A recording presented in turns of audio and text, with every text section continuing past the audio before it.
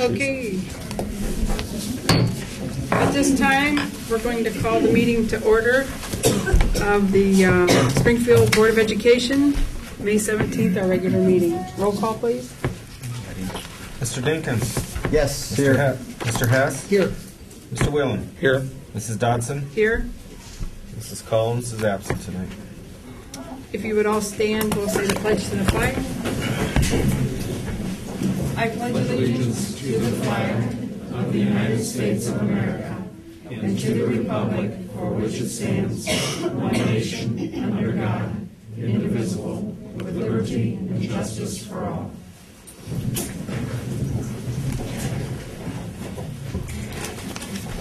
At this time, we have the Young Elementary presentation. Mrs. Gamser, it's all yours. Okay. That's great to see so many people here this evening. Yes, if you ever want to bring out a crowd, bring out the preschoolers. That brings out a crowd.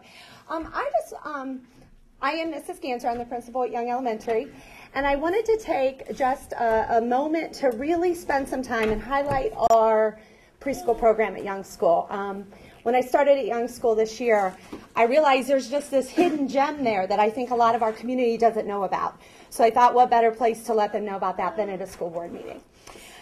We have had our preschool here in our district since 1997. So this is the 14th year of our preschool. We have two different sessions that we lead. We have an AM session and a PM session, and right now we have two of each of those. They are led by teachers who hold, currently our teachers who run those sessions hold master's degree. I know in a lot of community preschools, what you have to have as far as schooling is not a 4-year degree, but here in the Springfield Local Schools, in order to be one of our preschool teachers, you have to have a 4-year education degree. We also meet on Mondays and Thursdays, or Mondays through Thursday for 2.5 hours. So the children do get 4 days of preschool per week. We do service different kinds of children in our preschool. We kind of have two different categories that we put the children in. Our first category is we are here to definitely service students with disabilities. And those disabilities might be different kinds of developmental delays, such as communication. They might have a problem with their expressive or receptive language, comprehending, being able to verbalize what they want to say, and we really want to help those kids before they get to that kindergarten setting. Also children who might have hearing disabilities, fine motor or gross motor delays, as well as social emotional delays. Another type of student that we service in our preschool is what we call our typical peers.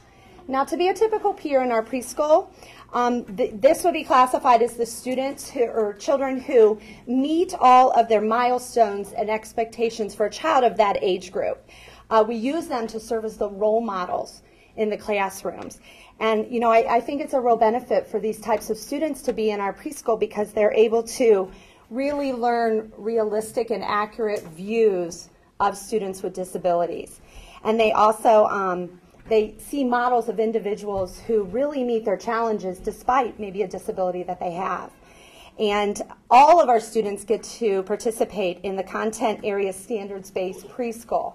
This is monitored heavily by the state to ensure that we're really teaching the students what they need and making sure they're prepared for kindergarten. So, you know, I see a lot of benefits to students attending our preschool, and some of those are, you know, they're in a regular elementary school setting 4 days a week. They're there with kindergarten through 3rd graders. We use those older kids sometimes as peer models where they'll be reading with them, working with them, going in the classroom and helping. They get to participate in a lot of parent group events that you wouldn't be participating in if you were in another preschool that wasn't associated with a public school setting.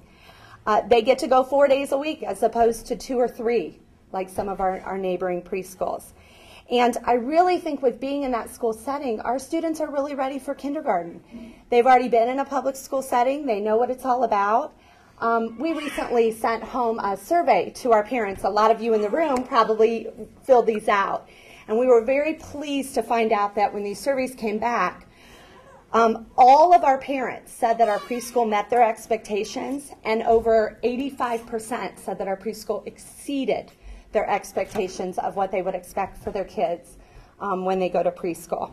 So the main thing that I want to do is just encourage you to spread the word about the program that we have.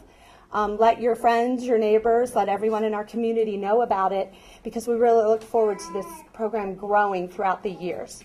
And right now I'm going to turn it over to Mrs. Hubert so you can meet these little angels. And I know they have a couple songs they want to share with you. And go ahead. Yep, I'm going to pull this back. And should I mention, Mrs. Ganser, that we have about 1 week left for applications for typical peers for next year. Tuition is $225 a quarter, so 4 times a year. You would pay the tuition of $225. And that's very comparable to the local preschools. So if you are interested, you should get your application in here in about the next week, and get that. You can get those at the office at Young School. Perfect. Okay. Yes. Okay.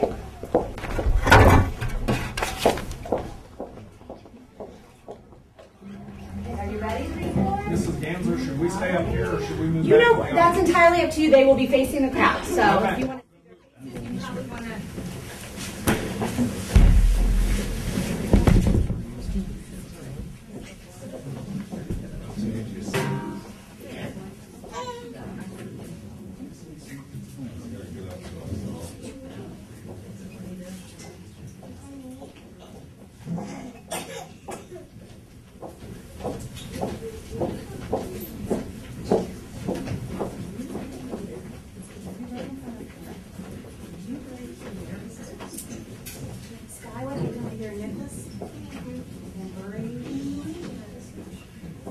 Mr. Stauffer gave me the advice when I went to Young. He said, if you're ever having a bad day, go to the preschool. And that's so true, and you'll see why in just a minute. Where do I go if I You don't have that danger in the preschool. You go to the principal's office.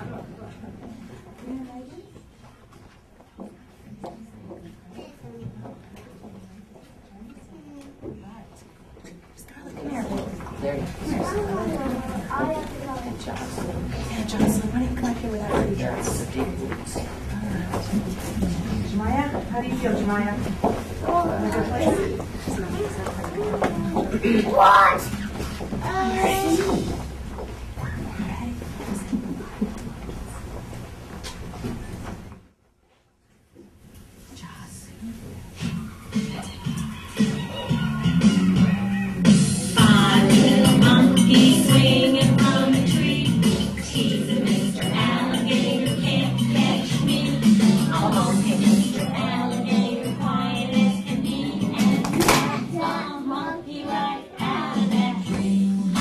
Oh,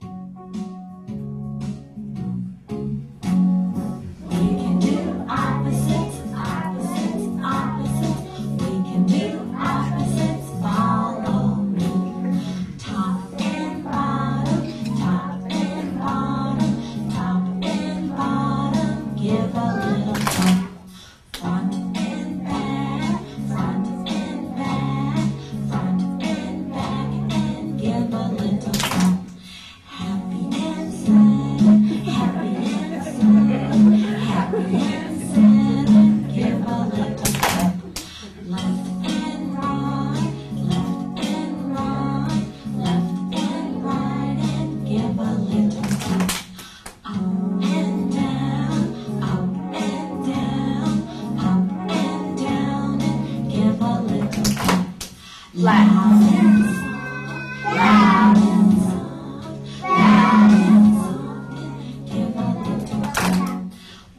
and shut, open and shut, open and shut, and give a little tap. Stand and sit, stand and sit, stand and sit, and put them in your lap.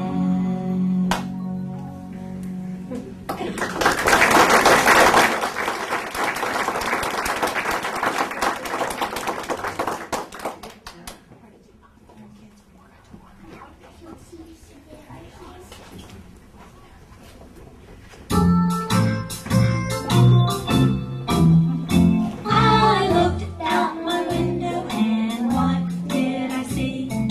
Popcorn popping on my cherry tree. What a surprise thing left for me.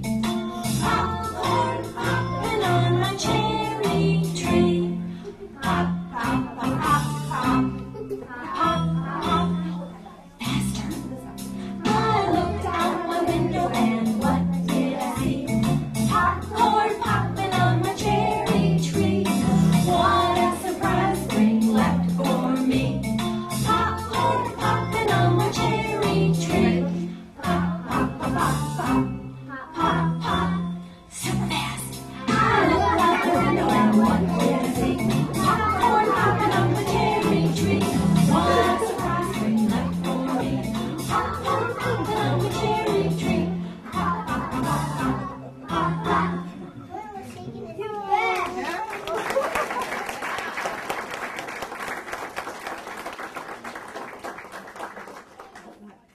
I did want to add one thing that I know I forgot to say. All of our preschools have a teaching assistant in the classroom as well, so they always have a larger ratio of student to teachers in there.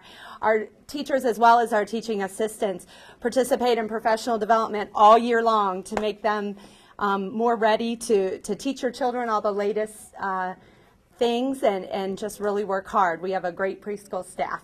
So. Okay, I think we're going to dismiss the children out to the hallway, and you can pick them up out there. I know they don't have the stamina to be able to last through a board meeting. So. Make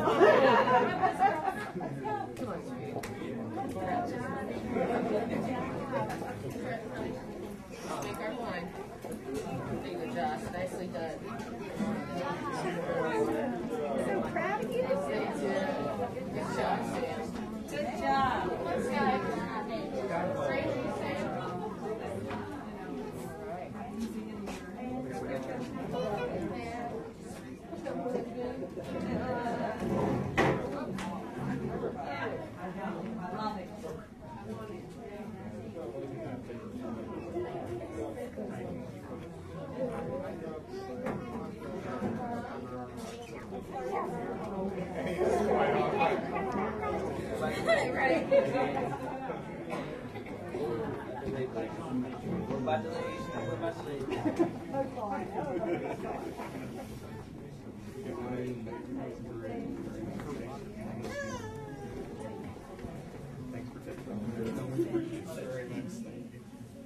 Hey, Mike.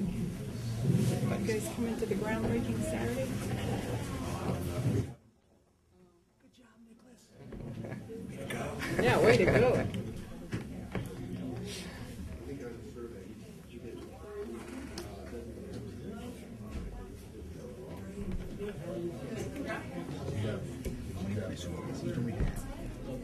Not sure. She said, but I'm not sure what she said. For what? Oh, I think it no. was 2,000 different things, so maybe I just 4. wondered if he is coming.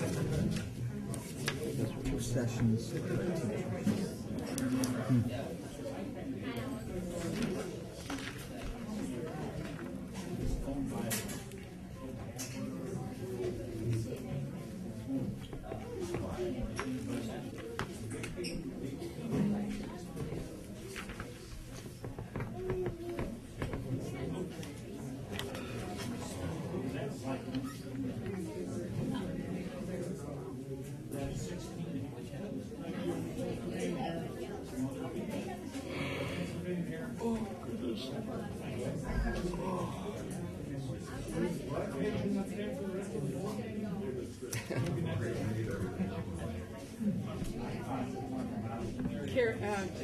Reservation. But you guys sit in the front row. Hey, no making faces though. No Guys, throwing that- things. you two, I'm watching you, especially you two.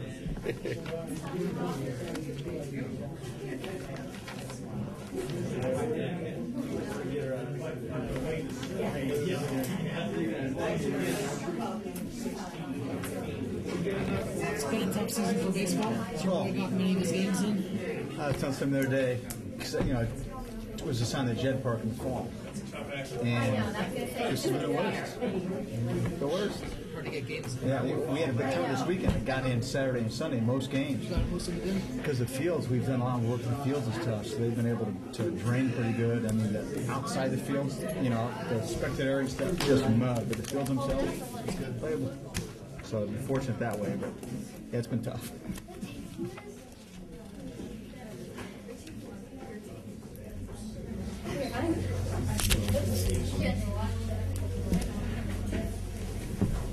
All right, at this time, we're going to have the Race to the Top presentation by Ann Phillips.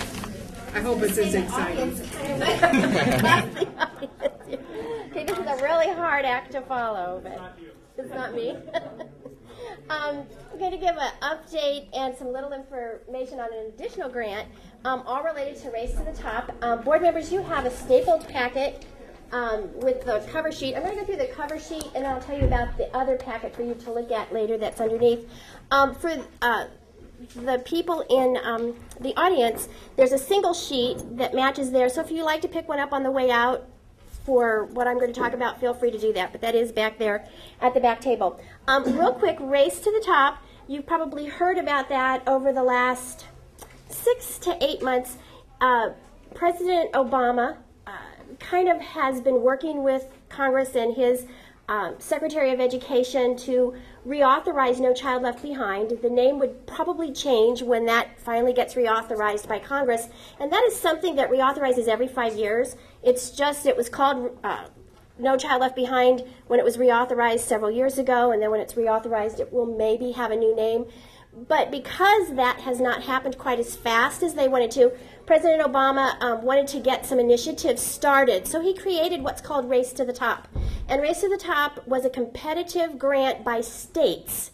And there were only 12 states that got the grant. There were 2 in round 1.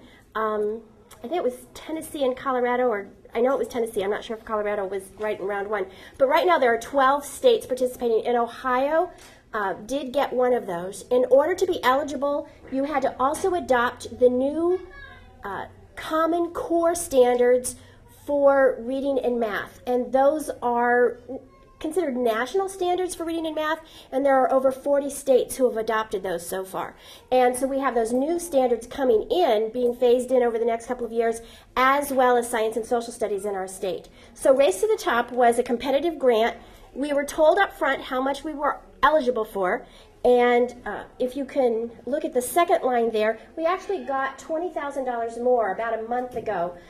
Some districts who were awarded the grant dropped out, so they reauthorized the money. So we now have a total budget of $437,317 to use over 4 years, of which this is year 1. Because it was such a new initiative and there were so many things to get in place, we didn't actually get our money for year 1 to draw down until about February. So many of the things that we wrote when we were approved, we didn't have the money yet to go ahead and implement them. So a lot of year 1 will be carried over, and we'll kind of be doing year 1 and year 2 together and rolling a lot of that money over. We pretty much divvied it up across evenly over the 4 years. So next year there'll be about $200,000 that we'll be spending. So that's kind of what those first few bullets say. The Race to the Top team, it's very specific. It's required to have a minimum of 50% teachers. You can't have more administrators than teachers, but you can have more teachers than administrators. Our team has 11 members. It has 6 teachers and 5 administrators. We will be posting to a link on the website, and there's 3 different places, and it's the exact same link But when you go to our website, if you click staff, you'll see a Race to the Top link. If you click student and parent, or if you click community. So it'll be on any of those, and we'll be posting updates monthly. It'll have the minutes as well as monitoring of where we are with the grant itself. There are 4 parts to the grant, and I've listed them there for you, Part A, B, C, and D. So just real quick, Part A is the transformation team, which are those 11 members that work together to kind of fit the criteria that the grant required, and we've gone through now. We're ready to submit our 3rd revision. They're very specific, and I think part of why our state's being so specific is because the feds are being so specific with the state for this money. They want a lot of transparency and a lot of accountability. And so they want us to really share those things. So the first one is that team to lead and monitor. The second part is to help us implement the new revised standards, as well as have access early before other districts to some test banks and formative assessments based on the new standards. And then Part C, I put the line there that's called Instructional Improvement System. You'll hear it called IIS, and I put that in brackets for you.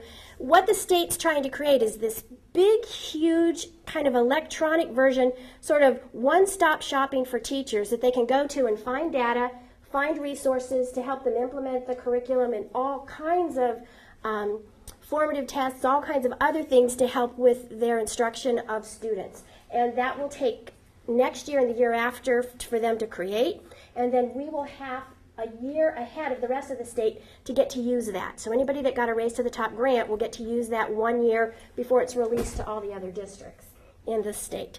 Part C is on how to, I'm sorry, I told you about Part C. Part D, you've heard a lot about changing how we look at teachers and principals, and looking for how to determine what are the qualities of effective teachers and effective principals. And Part D is helping come up with instruments and ways for us to look at ourselves and say, here are what are effective teachers, and if we don't have people to the level that we feel, then here's how we can help all of us get to that same place. So there's 4 areas there, and like I said, we're going to be working over that and then giving real short little reports throughout the next 4 years on monthly updates. The last box down there that I put, and I actually boxed it because you're going to hear about it, but it's not this Race to the Top, it's a separate Race to the Top. So they do all kinds of things to confuse us. They had some additional grants available, and there were 4 of them. One of them was called the STEM grant, and we went in with Coventry, Manchester, and Barberton, and we worked several hours. We met several times, and we actually came up with this grant that's due this Friday. It's for $250,825, and it's to help us implement a STEM program at our middle levels, both helping teachers learn about problem-based learning as well as STEM. And STEM stands for Science, Technology, Engineering, Math, which in the 21st century are essential skills that we need to beef up for all of our kids. And so we're trying for that grant, and we should know, we're hoping in June or so if we get that. So we have been working. So if you hear Race to the Top, there could be 2 if we get it, but right now we have 1. In your packet, just want to outline real quick, just so that you know, I just gave you a copy of our first few pages that gives our vision and also who's on the team. It gives a little bit of an explanation of the 4 areas: standards and assessment, using data, great teachers. We do not do section E. E is for turning around the lowest achieving schools, and we do not have any of those in Springfield. The lowest achieving schools, there's about 68 to 70 around the state, and we don't have any of those, so we did not have to do that section of the grant. So that part we didn't address. So when you get some time, the last page that you have was another condition that we had to have, where we had to say, what are all the people, processes, and resources we have? How will we engage people? What are the risks by doing this grant? And what is the mitigation? So what we want to do, for example, we want to be flexible, seek expertise. We want to have purposeful professional development and commitment to finding time for educators to collaborate. So we had to kind of really look at things from all levels, and they were very specific about what they were looking for. We just met yesterday, the whole team, and we worked on our revision, and we're meeting again Monday because the budget for next year, as well as all the revisions that you're going to do for year 2, are due June 3rd. So we're working very hard to get that all in. So I think the full implementation you'll start seeing as we get more into it and be a little more specific. Any questions? I had Yes. a couple on the second race to the top STEM grant, $250,000. Yes. Would that be if we were to get it, we split that dollar amount with all the Yes, schools? yes. And then is the plan then to put the program at each middle school in each district, or is it there's going to be like one that's going to be a satellite for all 4 districts? There's going to be some in each of the 4 districts. So like we will have the first year, because it's a 3-year grant, I should say that, it's a 3-year grant. So we will have about 5 teachers from our district, 5 from Barberton, 5 from Coventry, and 5 from Manchester. So there'll be about 20. So at the end of the 3 years, we'll have about 60 teachers for the whole thing. We will have had 15 teachers who will go through with the University of Akron through some STEM, problem-based learning, professional development, as well as implementing things in the classroom. And it also will involve getting some more technology to support the technology that we've already got through the other grant. Yes, but that was a good question. It is that split between the 4 schools over 3 years.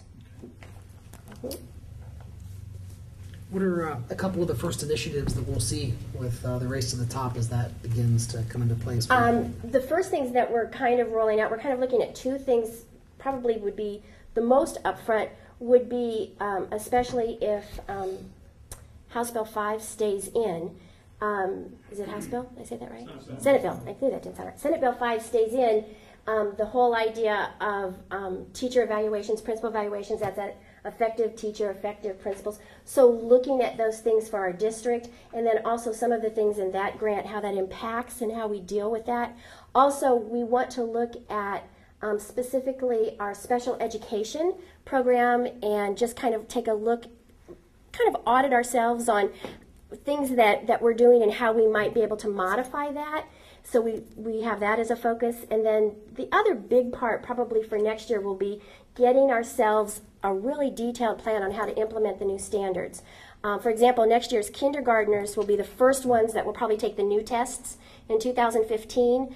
But what's going to happen is you're going to have, let's say, if I'm a 6th grader in 2015 and I take the new test, I still took the old test in 2014, so at what point should I get new standards phased in and old standards phased out? Because you can't just do it cut and dry, because you have to sort of make sure the kids that are going to take the old tests have the old standards until you get there. So we're going to be working on a plan to make sure we understand the new standards, get the resources aligned, as well as a plan on how you implement and phase in. So it's a little, we actually have what's called crosswalks now, where it kind of says, here's how they're the same and here's how they're different, the standards. And then what we have to do is, we're working with Summit County actually, coming up with grids that say, for example, I'll take rocks, for example. If I teach rocks in this grade, I might have to do that for 2 more years, and then this year, on the 3rd year, I might have to do it in 2 grades because it's going to move. It's not going to stay in the same grade because of the new standards. Have it in 3rd grade instead of 4th or something like that. So our work's cut out for us to make sure that we understand. And that's part of what we were excited about in our district for going for Race to the Top, is every district in the state of Ohio has to roll out the new standards. I mean, that's what we teach by. However, we now have support to help us with subs, pay for professional development, get resources and everything to help support that rollout, where other districts are going to have to find other ways to pay for that. So we were kind of excited that that was going to help us implement that. Given our financial things, we really wanted something to help do that the appropriate way and not just Band-Aid it through. So those are kind of the biggies that you see. With the STEM grant, you're going to see problem-based learning. One of the things that we're going to try to take on is the actual real problem of what Portage Lakes is going through right now and how that impacts us in each of our districts, and then have the kids actually try to figure it out. We also talked about, once the construction starts, involving some real problem-based learning through that grant with some of those projects. So we wrote that into the grant. That would be fantastic. Yeah, we thought that was real and would really be a nice connection. Anything else? Do you have a question? I just Yes. for all the members. I can read this for you. I don't want to leave somebody. Mary, you have been. If I leave somebody out, I think I've got it here. It is on think I can do it off the top of my. Oh no, I didn't give it to you. Oh, I do have to do it off the top of my head. Okay. Mr. Stauffer, Lucy Brown, principal of Roosevelt, Sean Morgan, assistant principal at the high school, Mary Meadows, assistant principal at Schropp and Spring Hill, and me. And then teachers, so there should be 6. So here, Heather Huth, math teacher at Spring Hill, Francine Paul, 3rd grade teacher at Roosevelt, Wendy Bluey, reading specialist at Young, Denise Denzak, science and social studies teacher at Schropp, Megan Babcock, family consumer science at the high school, and Lisa Hostler, family consumer science at the high school. That's pretty good. I promise the next time you present, you don't have to follow the prescript. Okay, thank you. Thank you. Thank you. Thank you, Ann. Okay, with that, we'll go to number 6, facilities presentation by Dave Zeller and Jeff Fullerman. I think I'll go first tonight. Jeff went last time. Just wanted to give the board an update as to what we've been doing the last few weeks. Of course, the big event was the bid opening for the early site package, the partial demolition, and the abatement work, and Jeff's going to speak to those things. We've been primarily continuing on with the development of our construction documents. Our goal is to finish up, or at least what we call our permit ready set, 95% complete. By next month, the middle of next month, we'll turn that over to Jeff and his folks. We'll also submit it to the OSFC for their review. Jeff will use those documents then for his final cost estimating thing that he does there. So we've been working, and part of that is we'll submit those documents to Summit County for foundation approval. But in the meantime, in the last, it was about a week and a half ago, I did meet with the Summit County Building Authority to do a preliminary review of the design. As you may or may not know, the building code is not black and white. There's a lot of gray area there, and it all depends on interpretations from the plan examiner on some of these issues with the classification of use groups, egress, and so forth. So I just don't like any surprises after we submit our drawings, after we've got them all done. So we had a little sit down with 2 of the plan examiners there and went over some of the issues. I wanted to make sure that, we've had some surprises pulled on us in the past on other authorities, building authorities, and I just wanted to make sure we're on solid ground with those guys. The results were very good, very positive. We had a nice dialogue. And there was a couple things we may need to, I would say, tweak, not change, but a few little things we need to take care of. But other than that, it was a good work session. We also met with the Lakemore Planning Commission and got our zoning approval of the building and the site work. So all those zoning issues with parking and building height setbacks, all those things were addressed and approved.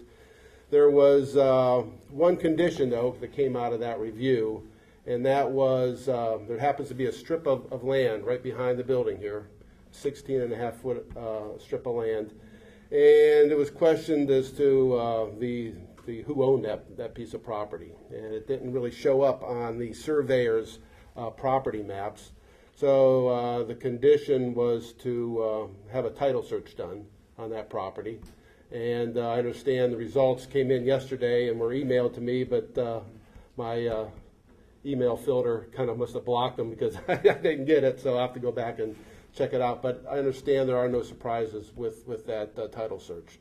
And I don't want to hedge exactly, but I think the 16.5-foot strip of land is the school district. So, and we weren't even counting on that. So, is that right, Dan? I mean, is that your understanding? No. Well, half of it is. Half of it is? I mean, okay. The southern half. All right. Well, it's not going to impact the project at all. were planning to build on that anyway? We were not planning on utilizing that, as a matter of fact. The only difficulty would come is in the demolition of this building, because it goes right up against the property line. You know, we may have to seek permission to get on the other side of the wall to tear down, you know, the building and dress up the ground here. So that would be the only issue with the ownership of that property. Some of the owners were concerned about where the silt fence would be. Yeah, and that was the other issue too. So. You mean this is right up against the property line? Yes. This building is? You're talking about No, this this building. building. This building right here, that wall, exactly, yeah. We do have our site drawings, utility drawings for water, sanitary sewer, and storm sewer into the village for their review. They passed it along to the county, and so some of the county's reviewing those documents now. We anticipate getting their comments really any day now. The EPA has already given our civil engineer their comments, and no changes are anticipated from the original design. So that's going on. And we've had a few committee meetings since the last time. We've got a color committee that Mr. Stauffer has put together, and we had our initial meeting last week and talked about floor finishes. We talked about you know, design patterns and color schemes and those kinds of things. Our plan is to pull a consensus from the committee, prepare color boards, which would be drawing similar to what you have over here, interior views of the building with actual color samples of the materials being used, and you know, make that presentation to you. That probably will not happen until after we receive bids on the building, once we get the actual samples of the actual materials that we're using. Understand that for each material that we're specifying, we need to list 3 manufacturers. And of course, 3 manufacturers will have slightly different color palettes to choose from. So just hold off on making that presentation to you until after we receive bids. So that's in the works. We also had a meeting with a group on the auditorium and talked about sound system, lighting, and the theater rigging and curtains and so forth. So that was a productive meeting, and we also had our final meeting on technology with Dustin, and reviewed you know, those systems there. So, but our main push right now is the completion of our construction documents and meeting that mid-June deadline we got. So, any questions with that? Has there been any effort to get a historical committee together and talk about the reuse of some of our historical items? We have not done that yet. Okay, thank you. Thank you. Well, it's been a pretty busy month for us on the construction side. I think at the last board meeting, I mentioned that our goal was to come into this meeting this month and have recommendations in hand toward the first 3 bid packages. And I'm happy to report that we do have recommendations in hand. I've turned those over to Mr. Stauffer before the board meeting tonight. On May 3rd, we opened 3 bid packages. We had our early site package, and I believe we had 4 bidders on that package. The apparent low bidder was Lockhart Concrete Company, and we've met with Lockhart Concrete Company, reviewed their scope of work to make sure they had the scope fully covered. We've checked references on Lockhart Concrete Company, and I'm happy to report that the references checked out well, and they did have the scope of work completely covered. So we're in position to make recommendation for Lockhart Concrete to be awarded the site contract. Also with Lockhart's base bid, we took an alternate to haul the peat off site from the property that the board had purchased earlier this year, and their cost to haul that peat off site is $6,000. So we're recommending that the board accept that alternate and have that peat hauled off site rather than have it stay on site and then having to figure out how to deal with it later. Concern is that it would cost us more money down the road First of all, the plan was to take that peat and spread it across the site to help compress the soft soils down on that property. So we'd be paying for that, then we'd have to scrape that material off and then haul it off site. So we'd be handling it 2 times. It would cost us more than $6,000 to handle that stuff twice. So I'm recommending that we award the alternate along with the base bid. On our second package was our abatement bid package. We had 2 bidders on that. Precision Environmental was the apparent low bidder. Here again, we've met with Precision Environmental. We've checked references on Precision Environmental, and everything is checked out. They did have the scope of work completely covered in their bid. So I'm happy to recommend Precision Environmental for the abatement contract. And our third bid package was the Phase 1 demolition of the high school. The apparent low bidder on that package was Baumann Enterprises Incorporated. We had a total of 5 bids on that package. Our very first apparent low bidder submitted a bid at about half of the cost of the other bidders. And shortly after we opened the bids, they did contact us, and they told us that they made a mathematical error on their bid. So they withdrew their bid, and we accepted that withdrawal. So they fell out of the picture, and then Baumann Enterprises was the second apparent low bidder when we opened bids, but then they became the apparent low. Here again, we've met with Baumann. They have the scope fully covered, and we've also checked references on Baumann, and we've gotten good references on him as well. So of the 3 apparent low bidders that we had, we are recommending award to all 3 of them tonight. If the resolution is passed and accepted by the board tonight, our next step will be to issue a notice of award letter tomorrow to the contractors, and also issue the notice to proceed letter to those contractors tomorrow. So effectively, the very first day of the project starts on Thursday this week.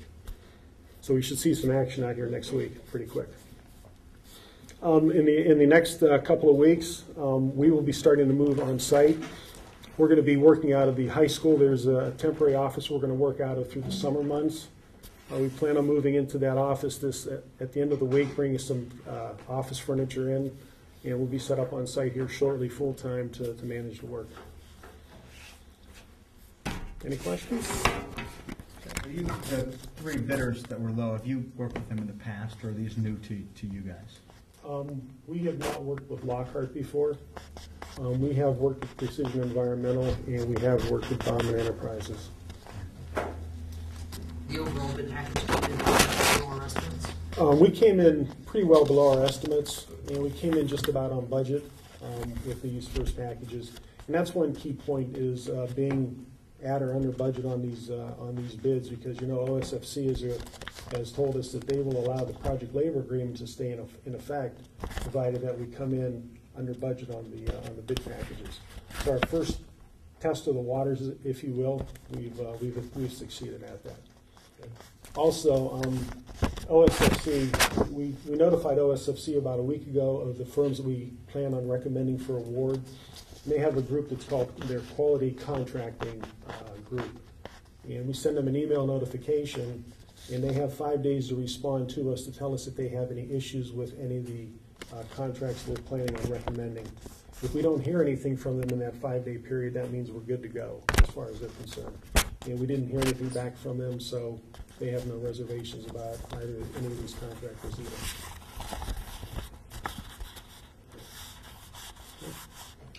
Any other questions for Jeff? Yeah, well, it's important to note that Lockhart is a local company, right around the corner. Lockhart said they're about 5 or 6 miles down the road. Yeah. Right. They're on So Waterloo very Road. important for us, as, for the community. They're right here. And we encourage local union labor to work on this. I knew Mr. Lockhart, I think he's been going for quite a while, the original. Well, I know they're very interested in the project. Bob Lockhart, obviously one of the owners of the business, he was here to go over the scope with us as well. So we were pretty impressed to see him show up. Thanks for pointing that out, Chris. Yeah, thank you. Thanks very much. That's good. Precision's not, where are they out of? They're out of Independence. Yeah, not too far. And Baumann Enterprises is out of Garfield Heights. So they're all relatively close to the site. Okay, thank you. Thanks, Jeff. Okay, at this time, we have item number 7, approval of minutes. It is recommended that the board approve the minutes of the regular meeting of April 19th, 2011. So move. Second. Okay, roll call, please. Mrs. Dodson? Yes. Mr. Hess? Yes. Mr. Dinkins? Yes. Mr. Whalen? Yes. Motion carried. At this time, we have citizens' comments on agenda items, and they're welcome at this time. If you have any other comments, we'll take them toward the end of the meeting. Does anyone have any comments on the agenda? All right, seeing none, we'll move on to payment of bills. It is recommended that the board approve payment of bills for the month of April pending audit. So moved. Second. Roll call, please. Mrs. Dodson? Yes. Mr. Hess? Yes. Mr. Dinkins? Yes. Mr. Whalen? Yes. Motion carried. Number 10, acceptance of financial reports. It is recommended that the board accept the financial reports from the treasurer for March 2011. So moved. Second. Roll call, please. Mrs. Dodson? Yes. Mr. Dinkins? Yes. Mr. Whalen? Yes. Mr. Hess? Yes. Motion carried. Item number 11, personnel. Item number 1 under personnel, retirement resignation of teacher Linda Cortese and classified employee Lynn Brocker, both effective June 1st, 2011, and classified employee Judy Howard effective July 1st, 2011. Number 2, employ the following individuals as summer school instructors pending proper certification and sufficient student enrollment at $18 per hour on an as-needed basis for the 2011 summer school program, to be paid from summer school funds. Jody Burgess, Betty Kern, William Burkett, Daniel Martin, Michelle Hanna, Hallie Seegers, and Mariana Hardy. Number 3, employee Frank Chenoweth as audiovisual director at 50% with no benefits for the 2011-12 school year. Number 4, approve Ken Vaughn to receive the 2011 summer athlete director supplement at 10%. Number 5, reassign Mary Meadows as full-time assistant principal of Spring Hill Junior High beginning with the 2011-12 school year. Reassign David Germanovich as a .5 dean of students and a .5 teacher at Schroff Intermediate with 20 days extended time per the teacher's salary schedule beginning with the 2011-12 school year.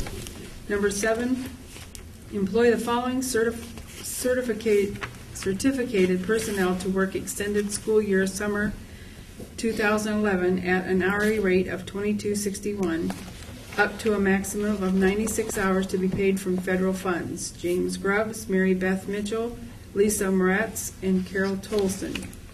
Number 8, employ the following non-certificated personnel to work extended school year summer 2011 at an hourly rate of $8.50, up to a maximum of 96 hours to be paid from federal funds. Nancy Ahrens and Vicki Kirby. Number 9, employ Kathy Davis as a non-certificated substitute to work extended school year summer 2011 on an as-need basis at an hourly rate of $8.50, not to exceed 96 hours to be paid from federal funds. Number 10, approve a salary continuation agreement with Elizabeth Ray as recommended by our Workmen's Compensation Managed Care provider. This agreement will end June 7th, 2011, as per the C-55 submission agreement. Number 11, approve Matt Graves for a supplemental contract as sophomore class advisor at 2% for second semester only of the 2010-11 school year, due to the resignation of Diane Poloni. It is recommended that the board accept and approve the above listed personnel items. So move. Second. Roll call, please. Mr. Dinkins? Yes. Mr. Hess? Yes. Mr. Whalen? Yes. Mrs. Dodson? Yes, motion carried. I'd just like to say that Dave Germanovich is in the audience this evening. Dave, congratulations. Welcome. It's great to have you on board. Thank you. And Mary Meadows. And Mary Meadows is also here, and Mary will be going to Spring Hill full-time next year. Thanks for being here this evening, Mary. Appreciate it. Okay, item number 12, approval of graduates. It is recommended that the board approve the 2011 seniors listed in Exhibit 3 to receive a diploma from Springfield High School after having met all the requirements as set forth by the state of Ohio and the Springfield Board of Education as in Exhibit 3. So moved. Second. I just want to congratulate our seniors. That was, it's exciting. It's great. It's awesome. Exciting time of year, that's for sure. I can't believe it's rolled around so fast. I know. It's been a quick year, hasn't it? Yes, it has. Any other questions, comments? Roll call, please. Mr. Dinkins? Yes. Mrs. Dodson? Yes. Mr. Whelan? Yes. Mr. Hess? Yes. Motion carried. Item number 13, approval of membership in the Ohio High School Athletic Association. It is recommended that the board approve membership for Spring Hill Junior High and Springfield High School in the Ohio High School Athletic Association for the 2011-12 school year. So move. Second.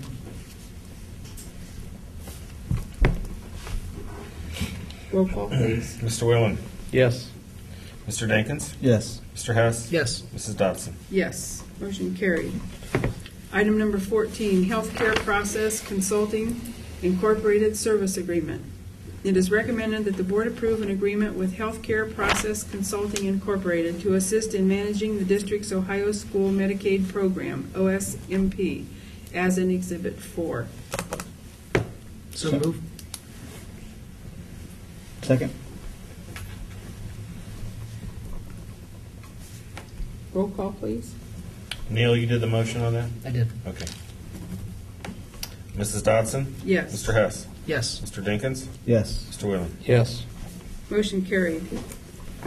Item number 15, resolution awarding and approving bids contracts. It is recommended that the board approve a resolution awarding and approving bids and contracts for the early site package, abatement Phase 1 package, and demolition Phase 1 in connection with the district school construction building project. So moved. Second. Roll call, please. Mr. Whelan? Yes. Mrs. Dodson? Yes. Mr. Hess? Yes. Mr. Dinkins? Yes. Motion carried. Item number 16, construction purchase order over $25,000. It is recommended that the board approve a purchase order for the construction of the 712 building in the amount of $80,000 for the Village of Lakemore tap fee. So moved. Second. Roll call, please. I had a couple quick questions. Okay, Yep. I'm about sorry. that. Is that a normal? That is a normal fee, and that was negotiated. The initial fee that we talked about was quite a bit higher than that, so that fee has come down. Dave and Jeff, anything that you'd like to say on the tap fee, because they've been involved also in that whole process? The only thing I'd like to add is, I think the village struggled with that tap fee because, working with the school, and that's why they, wanted to, cut a break to the school district. We, I guess, wanted to maybe bring this to you a lot earlier, but it sort of took that amount of time to, work through that, so. The village struggled with what that fee was going to be because they really didn't have a structure in place as to what the fee would be. So they had to do a lot of research on their own as to what other communities charge for those types of tap fees. At one point, we were hearing figures that were probably twice that amount, so they really did come down in price. Yeah, there are like projects, and correct me if I'm wrong, that were twice, $40 million projects of this size that the tap fee was $150 on up. So I know it sounds like a lot of money, but when you're talking a $40 million building, $80,000 is on the low side, which, Yeah, the village really is to be commended. They have tried to be good neighbors with this project, and they've been great to work with thus far. Great. Good. And does any of that have to do with the location of the building? No. That doesn't increase the price, or? And that is a construction cost? It is. Okay. yeah, that's coming out of construction. And co-funded, yeah. It is go-funded, good. Now, was it the purchase of that property that allowed us to do without a pump station for the sewage, or? There was some discussion about we might have to have a pump station, Yeah, there was and that some we ended up question without about having that. one, There's right? also maybe the possibility of a need for an easement to connect to Seneca, through this area right in here. But the purchase of the golf property allowed us to make that connection without any of those issues. So. Okay, we've talked about so much that there are some things that, I need refreshed on, but okay. All right, well, thank you. Okay, roll call, please. Mrs. Dodson? Yes. Mr. Dinkins? Yes. Mr. Whalen? Yes. Mr. Hess? Yes. Motion carried. Item number 17, amended appropriations for fiscal year 2011. It is recommended that the board approve the amended appropriations for fiscal year 2011 as in Exhibit 6. So move. Second.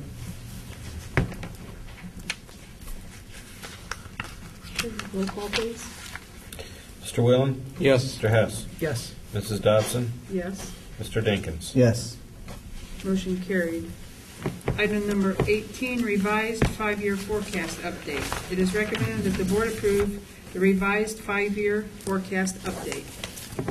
So moved. Second. You want any? Sure. Yeah, let's. You're on. I'll do a quick. The one number, yeah. The good news is compared to our neighboring districts and districts all throughout the state of Ohio, Springfield Local School District, as I've stated many times, is healthy. We are good through 2014, and we have to work on getting 2015 in a positive cash balance. But there's not many districts without any projection of any future levies. And that's very important for the taxpayers to hear. We're in good shape. That's, and I don't think people understand, we're in good shape even with a $3 million hit from the state of Ohio. If we didn't have that $3 million hit, which is really our new state two-year budget, we would be healthy through 15 too. So it's not like if we had a friendlier neighbor down in Columbus, let's put it that way, we would be good throughout the full 5 years of the forecast. But we're very confident with the tools that we have available to us that we'll get 15 solvent and our exit strategy out of fiscal emergency. There was a little bump, but only the bump was just for a couple months. We're still getting out, and we're going to stay out. So now the 5-year forecast, considering the cuts from the state, this district in the last couple years did all the right things and did all the right things before I even came here to put us in this position. So it's nice to work in a district that one of the major concerns is you don't have to worry about it. So. One of the things we need to emphasize that Chris said is we won't have the need to go back on the ballot to ask for new operating money for several years. That's very, very important because that's a pledge that we have made for the 4 years that I've been here, is that we won't be back on the ballot unless we really do need the money. So we're trying to manage the money and watch every penny, just like we have for the last 4 years. So things are going very, very well. This is due to a lot of hard work, a lot of deep cuts. Oh, yeah. And people stepping up, community members, parents, staff, administrators. I mean, everybody. This hasn't been without deep cuts and a lot of hard work. So everybody's to be commended for the extra work that they're putting in. And we have to stay vigilant, keep watching all of our finances, and we want to stay out of. Once we're out of fiscal emergency, we want to stay out. Absolutely. Yeah, I think we have the right team. Are we still looking for July to be out? We're looking probably late fall, early winter now, and that was a surprise to us because we were saying July before, but the commission now is telling us it has to be a 5-year forecast, but they're not counting this year because we're so late in the fiscal year, so the first year will be next fiscal year. They want to see what 16 looks like now. So that's what's delaying things. Isn't that just because we're in the fiscal year? Correct. Yeah. Mm-hmm. Yeah. That's kind of silly when you look at the finances of so many other school districts. What we need to emphasize to everybody, even though it's going to be an extra couple of months financially, things are very, very good here. And we're going to have a resolution. We're going to proceed with the resolution and everything else. And we've been working with the auditors of the state and they recognize the health of the district, and they recognize the options that we have to continue. So it's just part of the process. Thank you. All right, roll call, please. Mr. Whalen? Yes. Mr. Hess? Yes. Mrs. Dodson? Yes. Mr. Dinkins? Yes. So moved. Second. Anybody would like to? Mr. Laskos, you want to explain that? We are just coming off a 18-month program that was called First Energy School Pool. About 18 months ago, we entered that. That was a 20% savings in electric. So we saved about $59,000 on that. Now First Energy has formed the Power 4 schools. That's OSC, OASBO, OSBA, and BASA purchasing conglomerate that now has a fixed rate of 5.28 cents per kilowatt hour through May of 2014, but it could last as long as 2019. So Chris can do a big budget knowing that electric is going to be, fixed at 5.28 cents. We're currently coming off the 5 cents a kilowatt program, but that, we've saved 20% drop. So this is just, it's going to be good if we can get through 2019 without much of an increase at all. Great. So that's why we're signing up. Okay, thanks, Dan. Roll call, please. Mr. Hess? Yes. Mr. Dinkins? Yes. Mrs. Dodson? Yes. Mr. Whelan? Yes. Motion carried. Item number 20, resolution for teaching of financial literacy and college and career readiness in grades 7 and/or 8. It is recommended that the board approve a resolution for the teaching of financial literacy and college and career readiness in grades 7 and 8 and/or 8 as in Exhibit 9. So moved. Second. This is one of those resolutions that's mandated by the Ohio Department of Education. It has to be done before June, so that's why we have it on the agenda tonight. I think it's a great program. Absolutely. Yeah, Something kids need. yeah. Okay, roll call, please. Mr. Whelan? Yes. Mr. Dinkins? Yes. Mrs. Dodson? Yes. Mr. Hess? Yes. Motion carried. Okay, we have the treasurer's report. We have an addendum that we need. Oh, that's right, we We do do. have the addendum. I'm sorry. Thanks, Glenn. Item number 28, overnight extended trip. It is recommended that the board approve an overnight and extended trip for the Schrock 6th grade students, teachers, and chaperones to attend outdoor education at Camp Wainoa from May 31st, 2011 to June 1st, 2011. All expenses will be paid through fundraising and parents of students attending. So moved. Second. Any questions? We have Mary Meadows here tonight, who has taken charge of this field trip, and Mary's here and can answer any questions that you may have, or any comments that you have, Mary. I would like to make one comment. I'm not sure if you're okay. I'm used to being in the front of the room. One thing that we've encountered over the past several years is outdoor ed is becoming cost prohibitive to a lot of our students attending outdoor ed. Last year we took approximately 130 of the 200 students that we had in the class, and this year we're taking approximately 128 of the 200 students that we have in the class. We are trying to look at alternative ways to allow more cost-effective fundraising and becoming more cost-effective with outdoor ed so that a majority, if not all of our students can attend. We may cut it down to a single day, so it may no longer be an overnight trip, or it may be just looking at the way we structure this particular activity. So, and I know that in the past, if you've ever attended outdoor ed, it's something that kind of sticks in your heart because of things that we've done at previous camps and at this camp. We may have to change it just a little bit in order to allow more students to go. I mean, what's the cost per student right now? It's $80, and unfortunately, because we do have so many who aren't staying behind, where we used to have scholarships that our PTG program paid for, we can't pick and choose this person deserves a scholarship over that person deserving a scholarship when you're leaving that many students back. And everybody qualifies for the trip. There's nothing as far as grade, point average, anything like that. It's just Students are eliminated from going to the trip after being in a position where they are suspended from school multiple times, but most students are eligible to go. It's too bad all the kids can't go because, I mean, I was one of the. You're thinking of Camp Muskingum? Actually, I was one of the outdoor education teachers. We did outdoor cooking at the very, I think it was the second outdoor education that Springfield went to. And it was just, well, Glenn went. I know Glenn was in on that. Yeah. Oh, you went to cardiac Sky camp.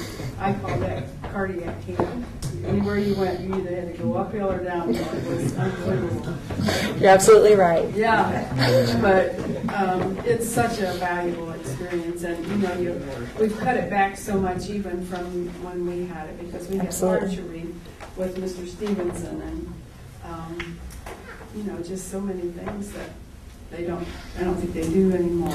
But. We are fortunate enough they do get archery, they get trail riding, they get to climb a 25-foot rock wall, they get to canoe, they do outdoor cooking still, and then we do several team building activities so that way they learn to cooperate more in the group setting, which hopefully will help out as they come up to the junior high also. Wow. Okay. So please, if you are available on May 31st or June 1st, we're going to be there. Please come down and join us. It's a good time. It's really worthwhile seeing. I was out there for a few hours last year, and it was great to see the kids doing some things that they typically don't get to do. Yeah. They will ask you to go to the top of the rock wall.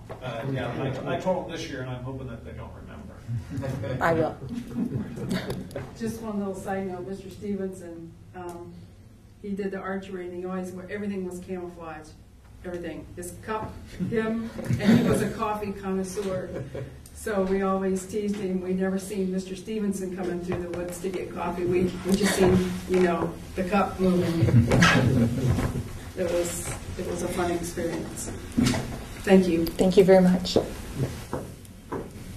Okay, roll call, please. Mrs. Dodson? Yes. Mr. Whalen? yes.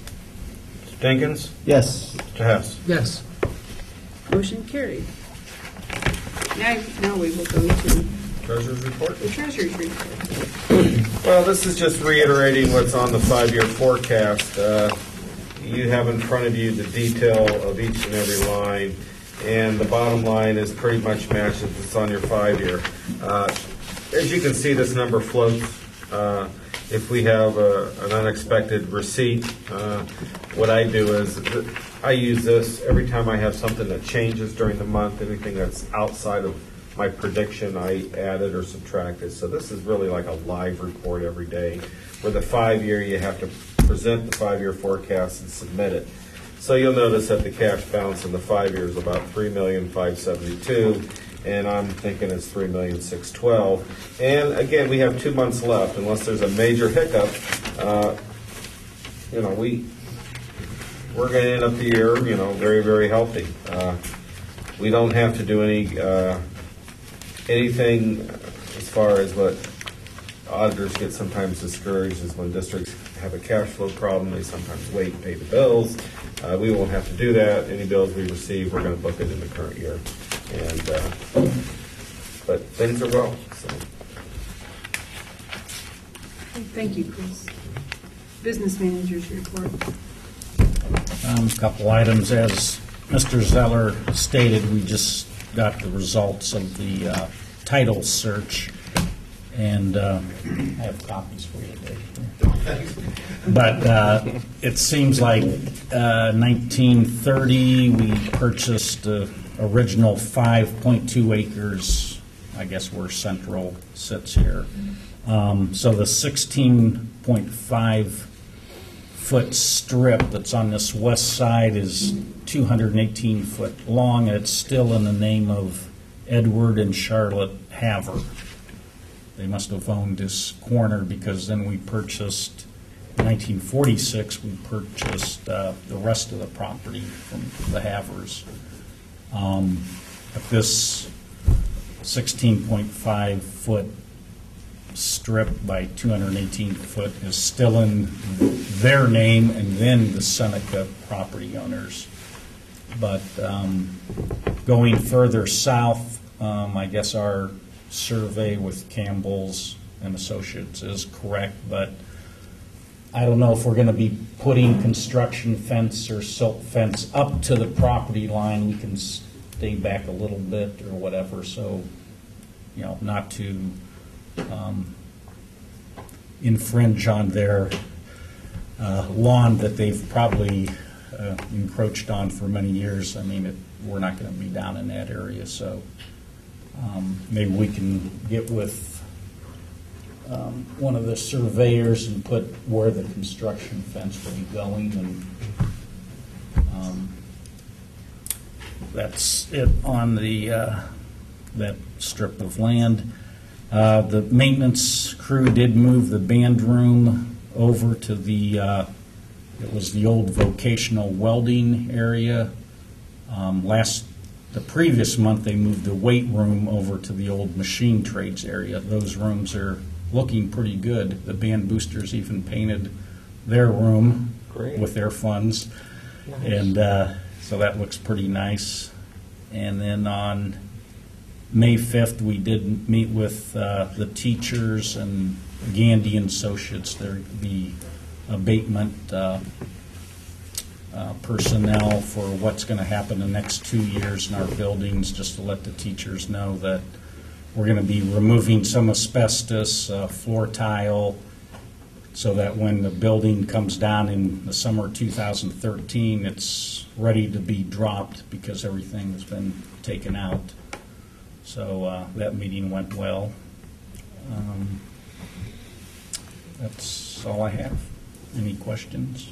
Yeah, I have one. I know you had said that part of the bid package would be that the assumption that the people that demolish that would be able to use some of those items and take them with them. Is that correct? The contractors that in the auditorium, the seating and stuff like that. It was mentioned before. Yeah, that stuff. That's correct. Everything that's in the building basically will go with the demolition. Okay. Well, the only question I have is like some of the smaller items, like the screens that drop down, folding chairs, and maybe some little things that have some historical or sentimental value to the community. Mr. Chenoweth gave us a list of things to okay. save. The one thing that stands out in my mind is just in the back, I'm not sure what you call them. Happy face. Yeah. But those things, if we could save those for, if we don't use them, we don't use them, but rather than just get rid of them and then wish we had them, different things like that, that's okay to do then? Mm-hmm. Okay. A motorized projection screen will be salvaged and used in the new building. Okay. All right. Great. Any update on the cafeteria? Are we going to break even this year? Yeah, that's what I was okay, we'll have, next month we'll have the final report, so it's close. Yeah, I know it was a difficult winter with the number of. Yeah, actually we have a makeup day which will gain back. So, yeah, it's looking pretty good. All right, thank you, Mr. Lasko. Superintendent's report. This Saturday at 1 o'clock is our groundbreaking ceremony. This is just the beginning of a new high school, middle school here. Has been a dream for a long time. I was looking back at my calendar. We first started talking about this project in 2008.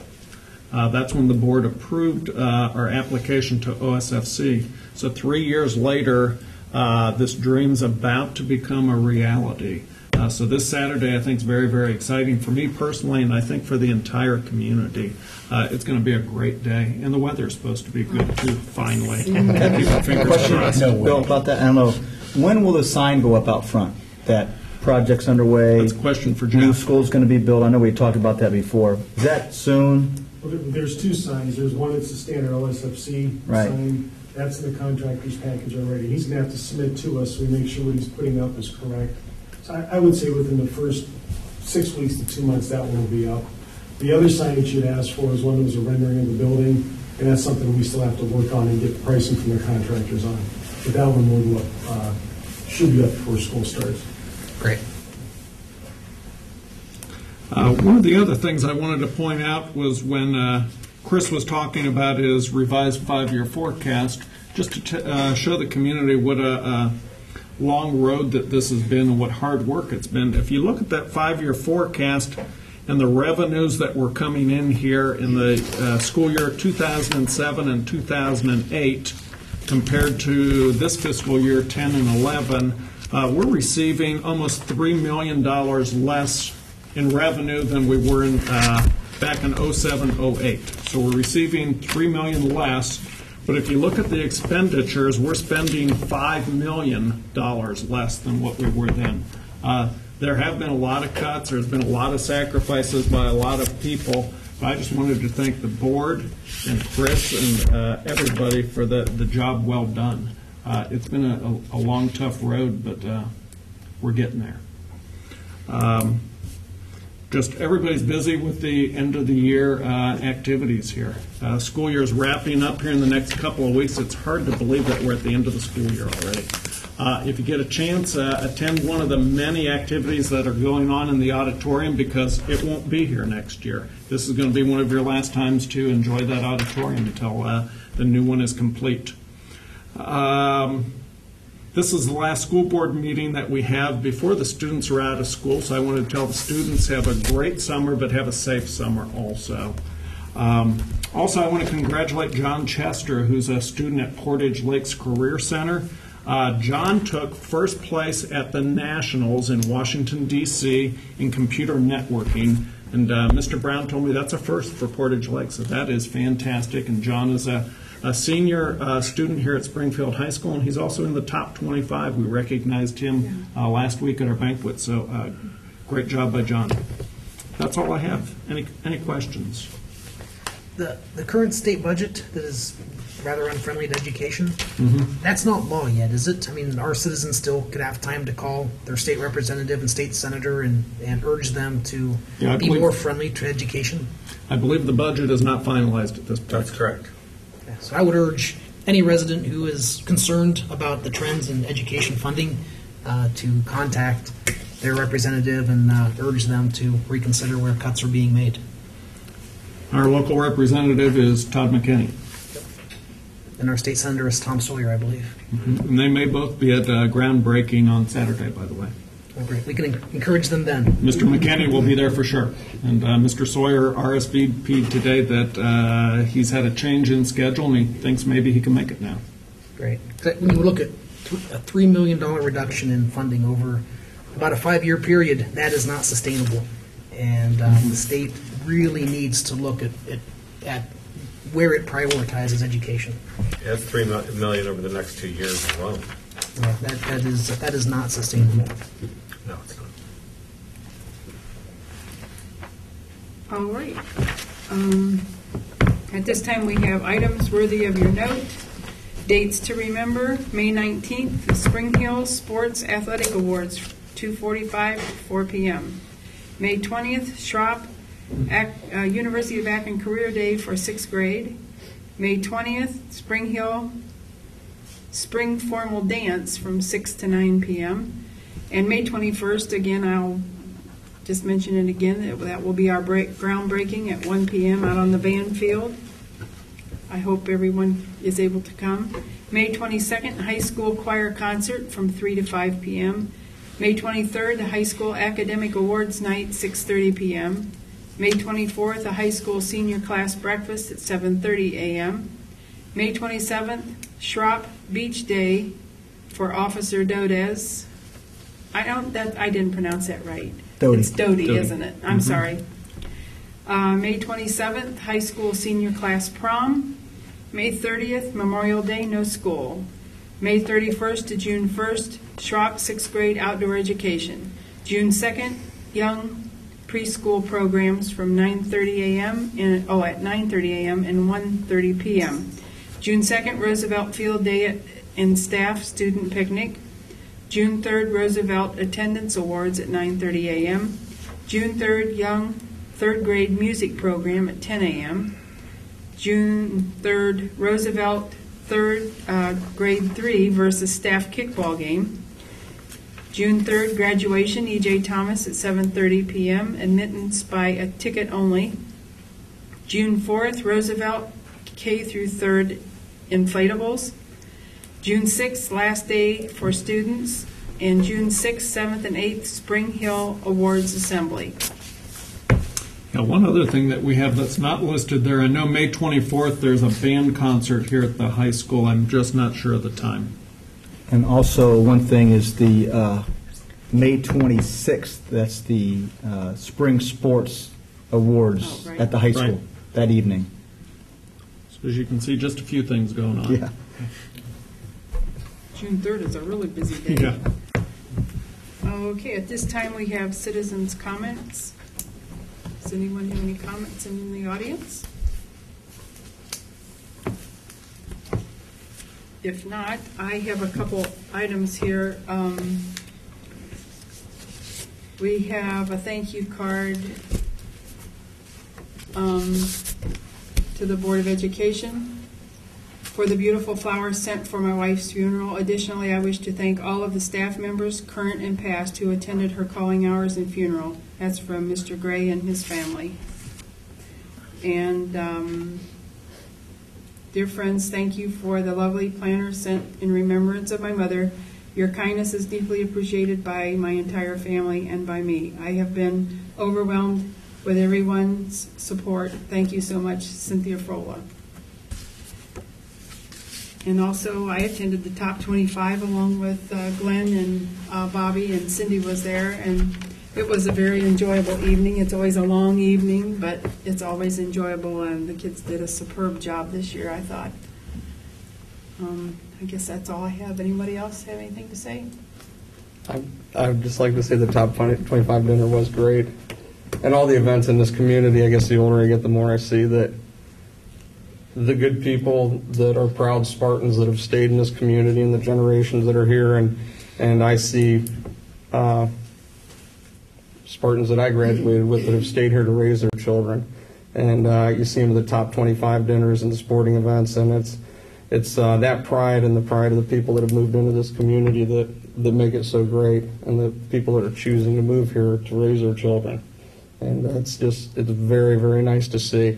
So I know people that graduated with my father, that their grandchildren were at that Top 25 dinner being recognized, and the teachers that come back to teach here and administrators. And it's just, it's very nice to see. And we had the preschoolers here earlier. Absolutely. And the next generation of Top 25. Yes, that was students great. Right there. Yeah, they did an outstanding job. I think what amazed me as my first Top 25 was the difference in the teachers that were selected. You had high school teachers, middle school teachers, grade school teachers. One of the Top 25 selected a teacher who taught him in, I think it was second grade, who's been retired from the district for 7 or 8 years. And it was her first time back. And so these kids really remember who impacted them throughout their careers. And it was pretty touching that night. It was something, if you weren't able to go, I know on local cable channel 15, they'll be rebroadcasting it. It's something you should watch because it really is a fantastic event. One of the things that I say over and over here is we have great kids in this district. They may not wear the fanciest clothes, but they are great kids, and the one thing that came across at the Top 25 banquet over and over is that they care about each other. So we do have great kids. This community has a lot of pride. And one of the things they get a bad rap on is that this community doesn't value education. That's absolutely untrue. All you have to do is look at that bond